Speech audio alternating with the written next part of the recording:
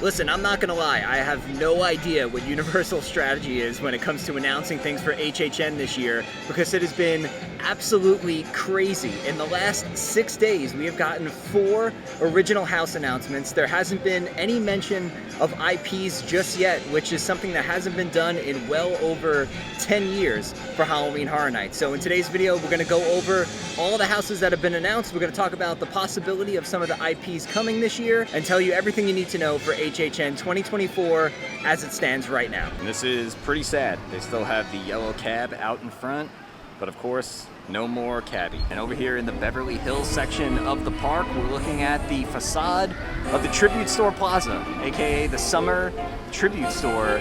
It's rumored to open this week. Still haven't heard anything just yet about whether or not that's true. But let's get a closer look at what the outside looks like. So the theme this summer is gonna be like an old school VHS store, almost kind of like a Blockbuster on that order. It's gonna be called the Tribute Store Plaza.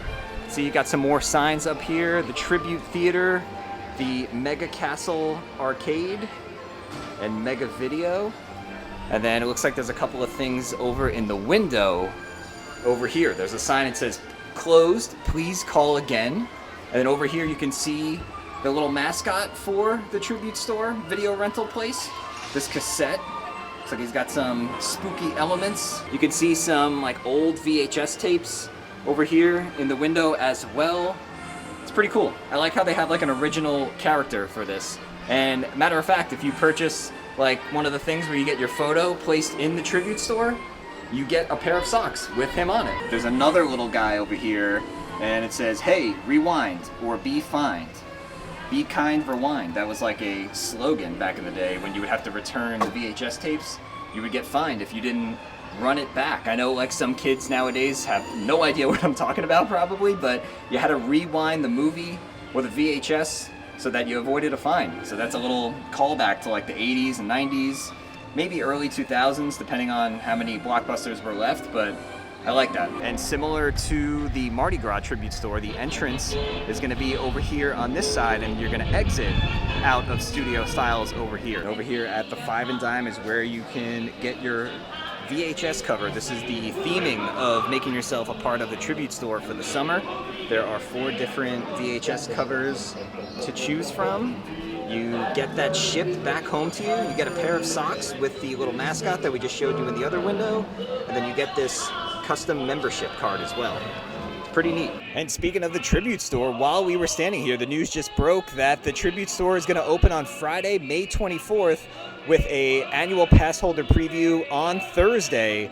In a press release, Universal confirmed that the theming will be inspired by Ghostbusters, Back to the Future, Jaws, Shrek, and E.T. It also says later this summer, the store will also carry the all-new interactive bubble wands inspired by Trolls, Illumination's Minions, and Universal Pictures and Amblin Entertainment's Jurassic World that include fun features that allows them to interact with each other, as well as the specific floats in the Universal Mega Movie Parade when it debuts on July 3rd. Those bubble wands seem pretty cool. I'm very curious how those are going to interact with the floats. The kids are definitely going to love that. Kids love bubble wands as it is, so give them an opportunity to interact with the new parade. It's going to be a hit. Pro tip, if you ever see one of these signs out and you come across a team member with a clipboard, stop and ask if there's still more room.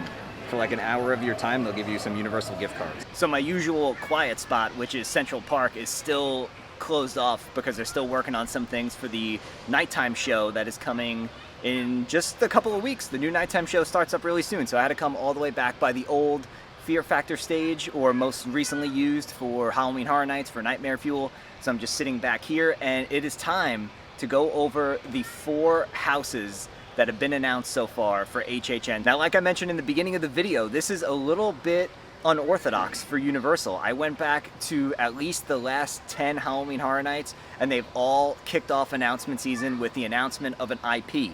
An IP is intellectual property, which means it's a movie, a TV show, something that Universal owns, and they use that typically as the first couple of house announcements to sell tickets and to get people to come in the door. For somebody that's maybe never been to Halloween Horror Nights before, if they're having Stranger Things and you're a Stranger Things fan, good chance you're gonna end up coming to the event that year. It's part of the marketing strategy, it's part of how they typically sell tickets for HHN. Now this year, like I said, flip that on its head, because we've had 4 straight house announcements, and none of them are IPs. They're all original houses, which I just want to say I am totally fine with, because all of the original houses every year at Halloween Horror Nights are my favorite houses. Those are, in my opinion, the best houses, the most creative houses, the best sets. They come from the original. So it's not going to happen just because there's too much money on the table. But if they ever did a year coming up where it was just like only original houses, I'd be totally down for that. With that being said, the first house that was announced this year came on Friday, and it actually took place at Spooky Empire, which is like a horror Comic-Con down here in Florida. And the announcement came at like 7 p.m. and they announced it during an HHN panel at that event. So a little weird that it was like a little bit late in the day, and that first house announcement was Slaughter Sinema 2. Now, back in 2018, there was a fan favorite HHN house that made its debut called Slaughter Sinema. So this is going to be a sequel to that original house, and the whole premise of the house is within Cary, Ohio, which is a very prominent town in HHN lore. It's a fictional town, and within this town they have like a little movie festival going on where they're showing all sorts of B horror movies. So like kind of like the corny, campy, not so good horror movies. It's like a film festival almost for all movies that kind of like fit that theme. And there were all these different movies that were taking place and premiering. And the premise of the house is you kind of walked from movie to movie. So you literally stepped into each of these B movies, and all of them together made up the house. Now this year it's going to be a sequel to that. There's going to be all new houses that take place. So none of the ones from 2018 are going to be repeated, but they're going to be all like horror B movies again. And when Universal made the house announcement, the official description read as follows: if you're dying for a B movie horror marathon, head to the Cary Drive-In, scream through scenes from creature features, grindhouse gore, spaghetti westerns, and more. A couple of days later, this past Monday, we got another HHN house announcement, and it was another original house. So 2 announcements, no IPs. The next house was Goblin's Feast. Welcome to Goblin's Feast Tavern, and visit the Goblin Village, where a lavish feast is being prepared for goblins, orcs, hobgoblins, and witches, and you're the main course. This house has me very, very excited. Now, are we gonna possibly see Little Boo in this house? Who knows? Are we gonna possibly see the Pumpkin Lord make a return? Who knows? Probably not, but you never know. And I'm just excited to see like the costuming in this house, like goblins and hobgoblins, things like that. I have a feeling the actual like makeup work and the costumes that are going to be in here are going to be top notch. Other than the description that I just read you, I have no idea what the house is about. Nobody knows what the house is about unless you're on the Universal creative team. But I'm excited to see what they do with this house. I think the theming of it could be really awesome. And like I said, the costumes have the potential to be maybe the best of all the houses this year. We'll see. Now, if you paid attention to the last couple of videos that we made, or if you've seen the speculation maps on your own, both versions, both of them had a lollipop listed as an original house, and fans, including myself, immediately jumped to Sweet Revenge and Major Sweets. If you go back 2 years ago to HHN 2022, Sweet Revenge was a scare zone. It took place in the New York section of the park, and it was phenomenal. There's a whole Discover Universal podcast episode about the backstory of like Major Sweets and Sweet's Revenge. So if you want a sense of like the direction this house might go in, I highly recommend that you listen to that episode. You'll get a sense of kind of where the story is coming from. But the scare zone was really, really good. And Major Sweets himself was in that scare zone. Obviously, he's going to be in the house. No idea if he's going to be like considered the icon of this year's HHN house, but this house is going to be like a candy factory. This announcement came on Tuesday. So from Friday to Tuesday, we've gotten 3 house announcements. And the description for this house says, you've been invited to chaperone a field trip to a candy factory. The deadly, delicious treats turn the kids into sugar-fueled fiends. And if you went to HHN a couple of years ago, you probably remember all the kids that were running around, like those demented kids that were trying to kill you, that had, you know, lollipops and all these different sorts of like candy type elements, either as weapons or part of their costumes or as part of the decor of the scare zone. So this is gonna be really good. Like I could already picture this house like smelling like candy, and then maybe as you go a little bit deeper into it, like the candy smell starts to turn foul because obviously some evil things are happening in there. Very, very excited. And then last but not least, the newest house announcement came today, the day that I am filming this video, which is Wednesday, and it is another original house. So 4 straight original house announcements. This one is the museum, Deadly Exhibits. You decide to visit the new folklore museum exhibit, The Rotting Stone, when an evil escapes from within, destroying everything in its path. Sounds pretty interesting. I'm kind of like expecting this to be along the lines of like Night at the Museum, but like a horror version, as weird as that might sound. Maybe we get like some typical museum artifacts that like come to life, kind of like a mix of all different types of characters, because obviously that evil spirit is going around and turning some like inanimate objects into killers. So quite excited for that. We have 4 original houses. Now if we take a step back and look again at the speculation maps, it's been heavily rumored. Obviously it's not been officially announced yet, but it's pretty well believed that Ghostbusters is going to be coming to this year's house. So if you take the 4 original house announcements, you add on Ghostbusters, that gives you 5 houses, you're halfway there. We know that Blumhouse is going to have a house at this year's event.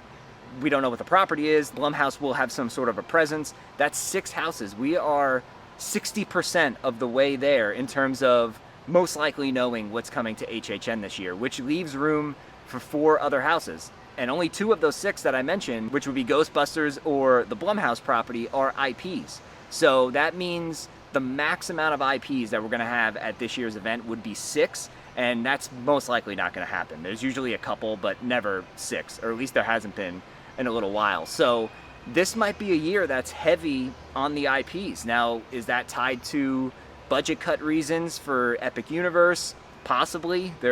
As you know, they cut Labby the Cabbie. They cut a couple of the shows that are taking place here at Universal. Obviously, they're adding some new things for the summer, so that's exciting, but it wouldn't shock me if they're scaling back on HHN a little bit this year in terms of IPs, because IPs are very, very expensive. It costs millions and millions of dollars for Universal to do like a Stranger Things house or a Walking Dead house or The Last of Us. So maybe this is like the year of the originals. Obviously, we're going to have some IPs because they need to get those new people in the door, but I'm not going to complain if there is mostly original houses this year. Matter of fact, I would even be more excited. By the way, I just gave that whole update sitting right here, all the way to the left side, and I hear some noise going on in there. Are they working on something? Is it something for HHN? Is there a new show coming here, possibly? I don't know, but I've been hearing a lot of like construction noise. Oh, there it is. We will see. Passing by the lagoon, you can see over by Transformers, the walls are still up over there. Looks like they're putting the finishing touches on the new nighttime show coming. Central Park still closed because they're working on this. It's like about 3 weeks to go until this show opens to the public, probably with team member previews being at least a day or 2 before then. Getting down to the wire.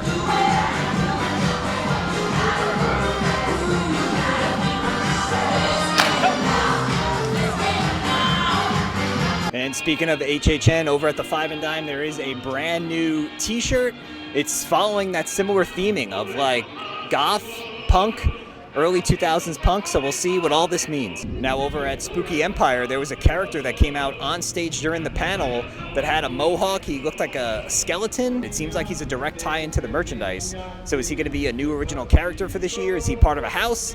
We'll have to wait and see. All right, I am heading out of Universal Studios. That's going to do it for the HHN update and Tribute Store update portion of the video. But before we head home, I want to stop in the Universal Studios store because I believe there's some new Epic Universe merchandise that just came out a few days ago. And here we are, right when you first come in the store, they have a whole bunch of Epic merch.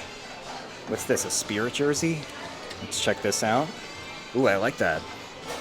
It's got the blue into the white with the gold lettering. I feel like Alex would like that for sure. Looks like they have some water bottle holders here for $16. This is like a patch you could put on like a denim jacket. They have this, I believe this is a women's cut shirt. Over here on this side they have a bunch of things themed to How to Train Your Dragon.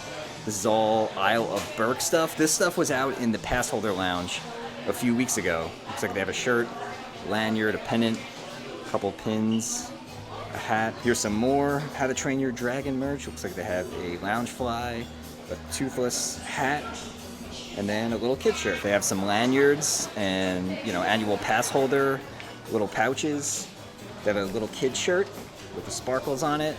And then they have the standard blue shirt. This one's been out in the Passholder Lounge for a little bit as well. All right, everyone, that's going to do it for my visit out here to Universal to talk about Halloween Horror Nights, the Tribute Store, and to give you guys some new park updates. We're going to be back here twice in the next couple of days. We'll be here tomorrow, which by the time you're watching this video might be today, on Thursday, for the AP preview of the Summer Tribute Store. We'll also be back here on Saturday because that is our pass holder preview for DreamWorks Land. So if you're not already subscribed to the channel, make sure you subscribe down below so you don't miss out on those videos, as well as all of our future theme park videos to come. And with that being said, we'll see you guys real soon.